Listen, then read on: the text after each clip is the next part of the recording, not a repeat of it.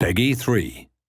Hello and welcome to the one and only Sports Interactive Studio, the place where Football Manager is created each and every year.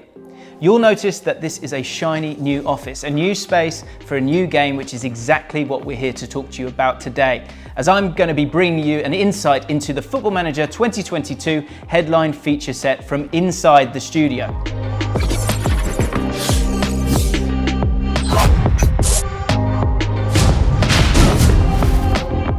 Across 2 episodes, I'm going to be talking to the people behind the game, from the studio itself to figures from the wider footballing world, to explain how this year's key additions came to life, from ideas within a database to detailed game features. Here I'll be chatting with key members of the SI studio across a variety of department and game areas, beginning with none other than the studio director, the gaffer, Miles Jacobson. Miles, it's lovely to meet you in person. The last time we spoke was in the middle of a pandemic. This is a year on, of course, from FM21. Where is the company a year on? What's changed? Of course, like the world has changed a lot, but what about the company specifically? Well, we're still in a pandemic at the moment, so we're being very careful with the pandemic because the team here are very important to us. So we are still mainly working from home. It's actually lovely being in the office today. It's such a fantastic new space, and we're not in here properly at the moment. But it's meant that we've changed so much in the studio in the last year, because we delivered a game during the pandemic last year in the real heat of it, which a lot of other studios weren't able to do. So many games have gone back. And we learnt a lot about pain points and pressure points last year, and it was not an easy game to release, FM21. So we've changed a lot of practices in the studio for FM22, and it's meant that we were able to start working on new features a little bit earlier this year and get them to a more polished state earlier. And hopefully we're going to be delivering something brilliant for everyone in the near future. So the future we're going to dive into in these couple of videos, and the insight's going to be fascinating for all the fans of FM22, or they will be fans of FM22. Hope so. Yeah, me too. But of course, you have to sort of say goodbye, I guess, to FM21. When you kind of look backwards and reflect on that as a game, what are your kind of overarching feelings on the game? I think if you look at the play times on the game, it showed that people loved it. And that's the thing that means the most to us, when people are really getting into their games and when their saves come to life in their head, and particularly in the last year, because it has been so tough to people. For FM22, what do you want people to think and feel? Kind of the same. We want people to be escaping into their own fantasy world where they are a football manager, an escape from the real world, a suspension of disbelief. This year we've got a lot more of interaction and information in the game to really help that world become alive even more than it normally does. We've got the data hub and all the extra information there. And then there's even things like the value revamp changes, which are going to change the way that people do transfers inside the game. And it looks like a small change at first, but it's actually quite a big thing. Plus, loads more changes as well that you'll find out more about in this video and over the next few weeks. Absolutely, Miles. So before we get stuck into all of that detail, let's go back and take a look at how the Football Manager features process starts. I'm joined now by Johnny, the visualization director at Sports Interactive. Thank you for sitting down and having a chat with me. I'm fascinated to, first of all, understand your role and then understand the process of working through features and getting them into the game, especially FM22. So let's start off with your role. Visualization director, it's stunning to say, but what does it mean?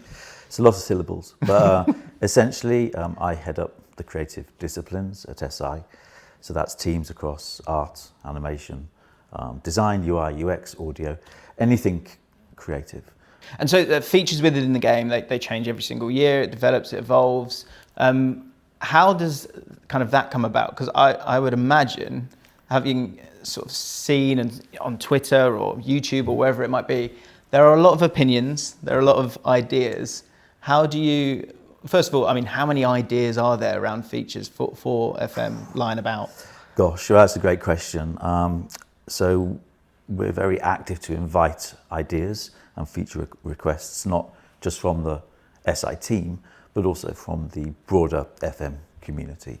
We have a live backlog of, I think it's 7,000 odd, Wow. ish ideas, and that's always being managed and being reviewed. In terms of the design process, that usually starts with Miles and myself and some of the designers will sit down, understand a priority of perhaps what aspects we'd like to see in a given cycle. And then the design team will usually I'll run an ideation session. And you can imagine that like a post-it slam. We've been doing that virtually in lockdown, of course. But on those post-it notes we'll sort of collate some of the ideas that relate to a given feature from the community and from the team. And then through a process, we'll refine that into a high-level design document, then into a full technical design document. And the goal of that document is to allow the developers and the engineers to implement that feature. It's time to talk about one of the headline features in FM22, the Data Hub. Sounds serious, kind of is. Elliot, the junior software engineer, joins me right now, and you played a huge part in the sort of the next stage of bringing in analytics to the next level that happened in FM21 with XG. How does it go beyond that this year with the Data Hub?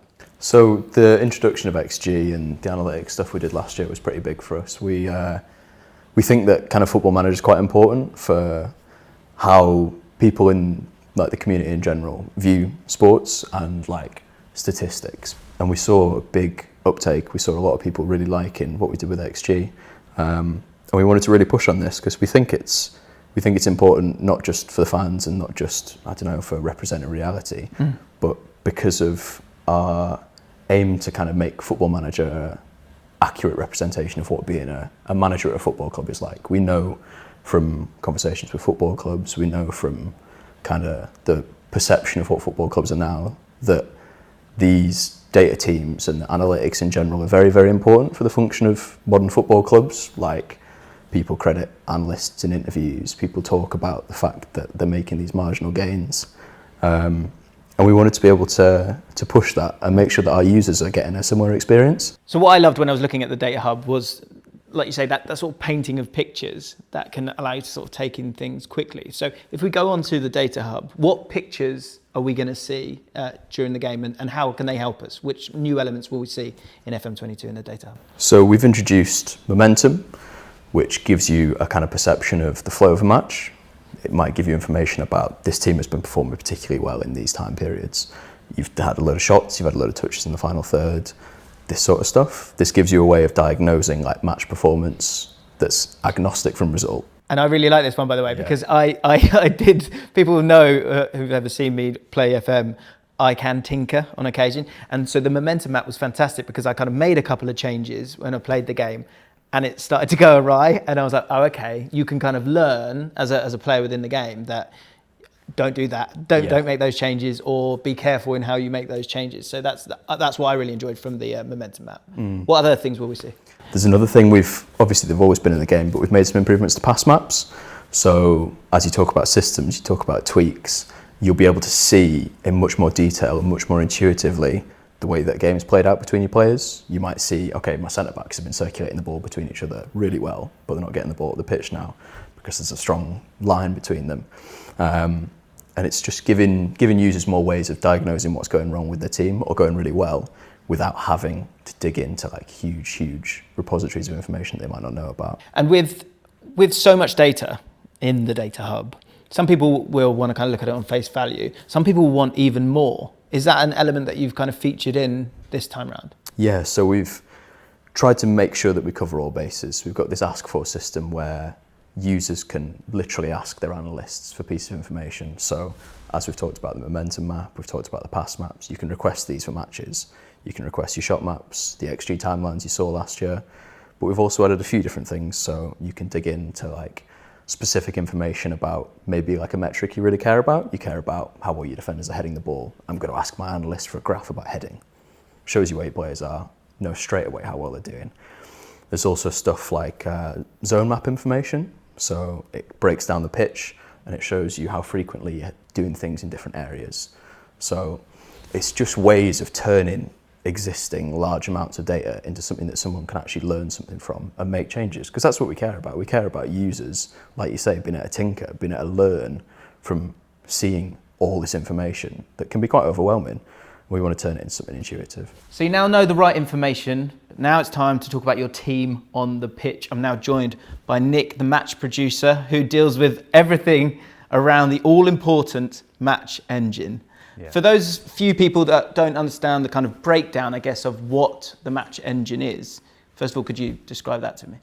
Yeah, of course. So the match engine itself, it's a realistic simulation of football. So we're trying to simulate the game as it is with 22 players making decisions on the pitch and trying to balance that against what the real world conceives as football. So let's talk about FM22. This year specifically, how is it moving on? There are a few elements here that I'm privy to, which is amazing, and I'd love you to explain them to me in a bit more detail. So first of all, dribbling. How has that changed in the match engine? For the number of cycles, we've actually been working behind the scenes to bring a new animation engine to life. So we'll be debuting our new animation engine in FM22. Our old animation engine, whilst was important for our growth of improving the 3D elements of the game, we were restricted. So our old animations, they were lumped on that 2D disc. But our new animation engine gives us a lot more freedom. The players aren't restricted to the movement of the disc. They can move off of it, which is really important to get them in situations to make touches of the ball look even more realistic. So we've got this overall vision to A, make football believable and authentic, and B, to eradicate foot sliding. So that's something that we've really worked hard on this year, is that element of the player touching the ball. If you had seen it in actually previous versions of the game, the player doesn't actually touch the ball as succinctly as it does now. And that's our foundations, our new animation engines are foundations for growing going forward. But just because we've improved the visuals, we also had to improve the AI and the decision of when to dribble, when to not dribble, when to turn, for example. So they might be dribbling around a rabbit hole, might need to turn, get out of trouble, use those fine looking motion capture animations that we got for turns and dribbles and cuts to then play it backwards. So it's so lovely to see you so excited about it. This is fantastic. Okay, let's keep moving. Let's stick with defense then. We're talking about kind of tackles and bits and pieces like that. Pressing. Pressing is, again, becoming that little bit more intelligent. Is that right? Yeah, so we've overhauled the pressing system and added triggers, which is the most important element of like your pressing system. So within the instructions that you had in the game already, so like your line of engagement, your defensive line, where you want to show players either down the line or inside, that all links up to the angles in which the players then go and press the ball. And also, the best element of the pressing this year, for me, is that players now, based off their stamina, they have the concept of their sprint capacity. So they know when they can press, when they can't. So, just a plug and play gegenpress system is going to be a thing of the past. You really need to know that you've got the right players, so your recruitment's going to be key. You want players with obviously good stamina to fit in those systems, and also your training, your work on the pitch in the training field is going to be really important to then transition into that match environment. I was fortunate enough to have a little go in the game yesterday. I felt it myself, my beloved QPR. We were doing well in the first half. I think we overpressed a little bit, and then the guys were struggling in the second half, and we ended up drawing that game. So the consequences there are much greater. And in terms of the stamina of the players, you spoke about it there a little bit, but the kind of, if a team is pressing too much, that's going to affect the passing and the first touch and all those elements as well, right?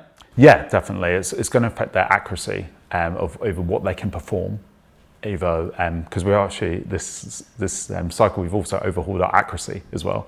So we've added more accuracy and inaccuracy into elements of like passing, shots, first touch. We've improved those elements because we felt like realistically, we weren't simulating overhit passes very well. We weren't simulating poor first touches again to link it into our pressing. And so there's all those elements that we needed to improve. So we were like, right, let's do it all in one go. Let's improve the whole so that we can get those little intricate details.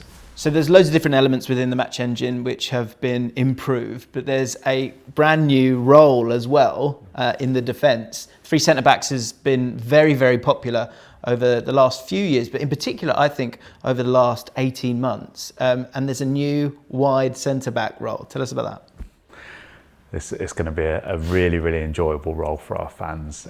They've been wanting this for a while. And we could have rushed it in and we could have just put in a role, but that really is never our intention. Like, we want to simulate the role accurately. And so we wanted to see it and watch it in different sort of systems and setups. And like, we've seen the evolution of the role, and like, managers have been so creative with how they've used their wide centre backs. So we've added that realism with different duties as well to suit whatever tactical style that you want to perform. But it isn't just the role itself.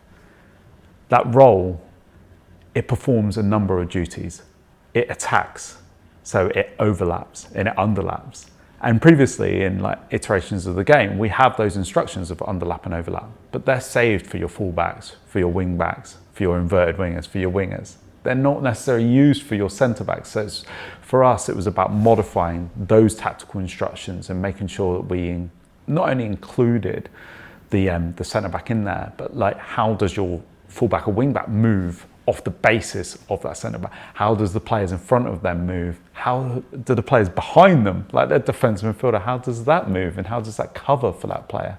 So yeah, for us, it was about the movement of the player on the ball, what they do with it, movement of them off the ball, where are they when you lose the ball? That's going to be fundamental for the whole system, and it's up to us to do a bit more education as well of how you could use that in the system, because there's going to be a lot of managers as soon as this game goes out where they're going to go, right, I want both my wide centre backs both on attack duty, and they're going to go forward.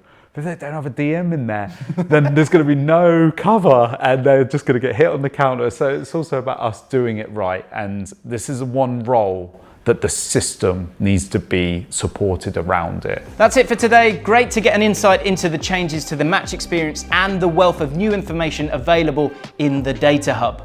We're going to go and chat some more with some other guests from within the studio and the real football world about transfer deadline day and better backroom communication thanks to revamped staff meetings, which you'll see in part 2.